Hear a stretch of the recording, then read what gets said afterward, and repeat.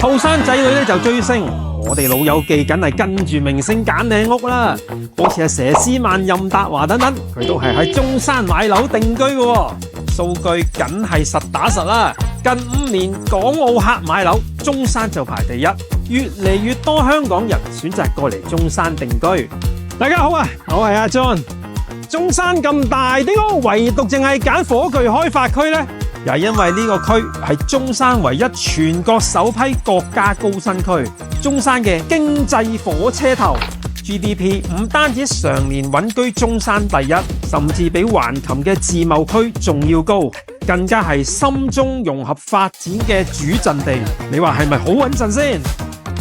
而佢更加係深中通道嘅橋頭堡，一部劇嘅時間就到深圳，個零鐘頭就返到香港。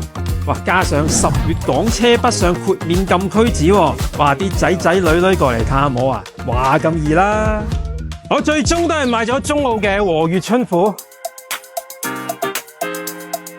佢就喺張家邊呢個成熟生活圈。你睇下火炬區人民醫院旁邊，華佗山公園、德麟湖公園、太陽城、德眾廣場一腳油門就到。醫院、公園、商場全部都喺我嘅生活半徑裏邊。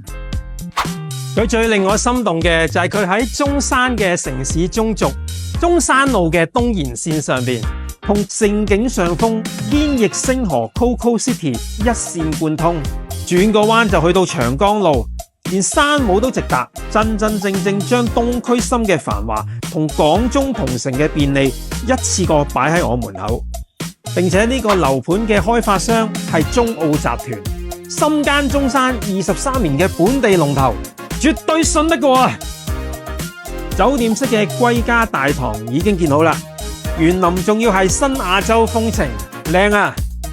最正係以後會有粵港通乘車服務，返香港見老友啊，就好似 call 的士咁方便。我入手嘅就係呢個87平936尺嘅3房單位，唔單止客飯廳南北對流，連主人套房都係。最妙嘅就係牆都可以隨你心意，中意開放式廚房又得，想多個衣帽間又得，個孫嚟玩啊都可以有自己嘅天地啊嘛。88平即係大約947尺嘅單位啦，一樣咁掂㗎，一體化嘅客飯廳。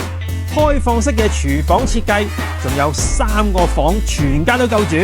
主人房啊，仲要係套房嚟添啊！想要再闊落啲啊，108平即係大約1162尺嘅4房單位就啱晒你啦。佢個橫廳連接住超大嘅陽台，仲可以打造成幾十平嘅超級社交廳。